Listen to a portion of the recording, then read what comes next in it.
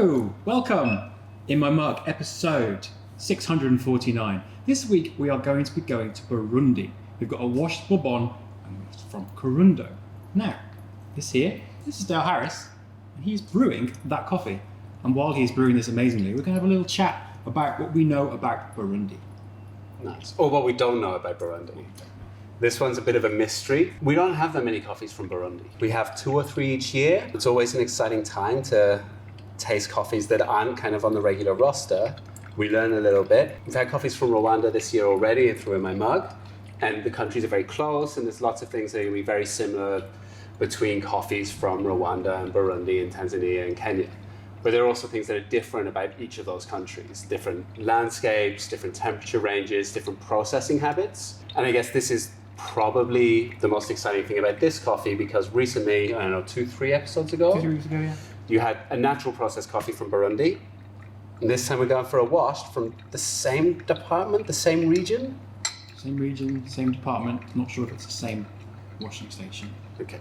So, like Rwanda, we have different washing stations where there'll be coffee coming in from probably different groups or different cooperatives. So sometimes the coffee is from the same group of people, so there's different groups of people using the same facilities. But flavor-wise, we can at least start with the idea of what those processing, the differences in flavor that come from that processing. And washed is kind of the more fun one when you're really trying to think about the flavors of a region.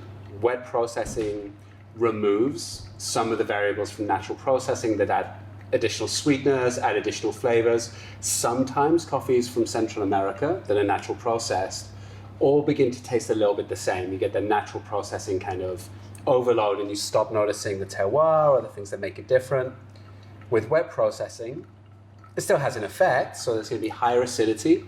There's going to be maybe a little less body than a natural processed coffee, but there's going to be real clarity of kind of the fruit flavors and the acidity and things like that. Burundi's really interesting because washed coffees and natural coffees are both really normal from there. Whereas when you look at a region like Kenya, wet processing is pretty much all the great coffee that gets exported, and naturals are super weird and you only get by working really hard, like we've done with some of the cooperatives we work there and some of the farms.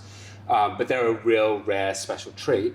In Burundi, naturals are pretty common, washed are pretty common. It's just kind of getting them and finding the right coffee at the right time in the right quantity that it's going to fit in with the rest of our sourcing program. And for us, like one of the joys of these coffees is we get a small amount, we can look after In My Mug, we can have them on the website for a couple of weeks, but then they're gone and something new is coming. So, the natural, which was phenomenal, I was able to sneak a bag for myself and send a couple bags to a couple friends, and we had it on sale for a couple of weeks, but it's gone. It's gone. Gone fast. And this will be true with this one as well. So if you're a subscriber, you'll have this through your letterbox. If you're not a subscriber, but you like watching the videos, please let us know. We'd love to talk to you more about that and try and get you subscribing.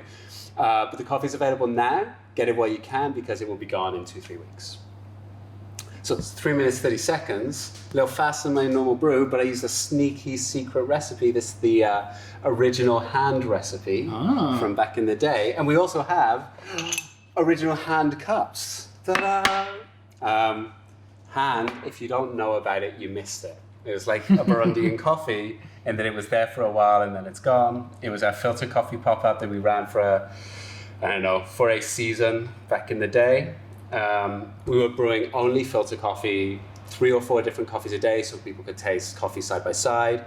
And for all of the coffees, we were using the same recipe. So we were doing 400 mils from 24 grams of coffee and 4 equal pours of 80 grams of water.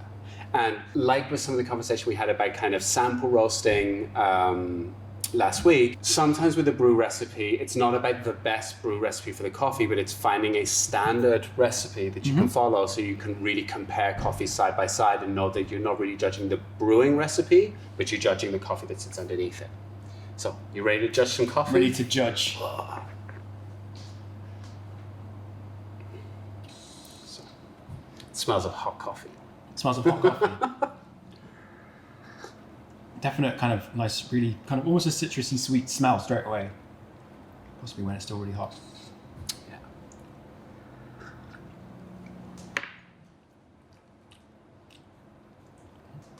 Do you want my weird flavor descriptor of the month? Always love a weird flavor descriptor. Say water chestnut. Water chestnut. It's like a stir fry. Yeah, like in a stir fry. It's got like a weird, like, and again, it's probably because it's really hot, but like a really gentle kind of, I guess, green hint to it. Little gentle kind of vegetable thing without much flavour. Very interesting. I don't think it's a super positive one, and I think we're going to dive deeper as we go with the coffee.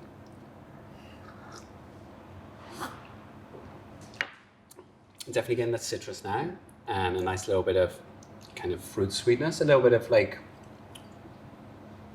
don't think it's quite raspberry, but there's a little bit of like a ripe red berry in there. Red berry. Lingonberry? I don't know what lingonberries taste like, but I did, using my exercise equipment, go on a tour of the Norwegian mountains. Very nice. And we went through the Lingon region. Wow. All during lockdown. The home of the lingonberry. Mm-hmm. I'll throw it out there and say I think it's got one of my favourite descriptors in coffee, which is some lime in there. Mm-hmm. Really like slightly tart, juicy lime. Yeah. Almost like the body's quite, not heavy, but thick, creamy. Yeah. So almost like a lime curd, perhaps. I like a bit of lime curd. Lime curd on toast. So lime's really nice because orange is always fresh and it's a vibrant kind of flavor, but it is kind of boring. And lemon is kind of acidic led, but again, it's kind of boring in a way, and it's nice to have hints of it. But lime is a really round kind of fruit flavor. It's got little bits of different things. It's not too floral. I'm definitely getting dark chocolate, and it's that clean kind of, I guess, high cocoa, like single origin dark chocolate where you're tasting it, it's not quite sweet, and it's got that fruit kind of note to it. Oh yeah, definitely, yeah. And so this is a Bourbon. This is a And Bourbon. it's a washed coffee. And Rwanda, the flavor profile we associate with Rwanda for the washed Bourbons is kind of dark chocolate, maybe kind of red apple, little bits of red fruit. And this is similar to that, but it's not the same. Doesn't have the same level of acidity that you get from Kenya. No.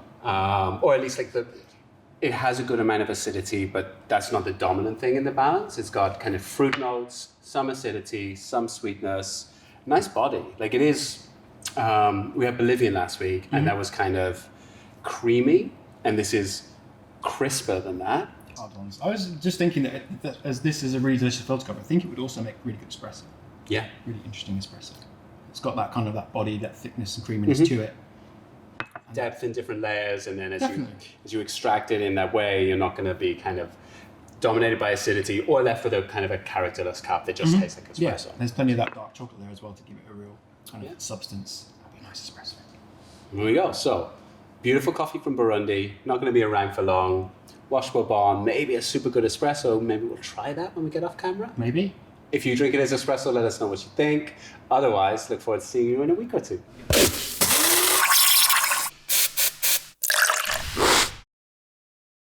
How badly did we do? What chestnut? How do you mean say something in descriptors? Genuinely, like that was the thought that I had. And I'm gonna start. He's going to start brewing when I say hello.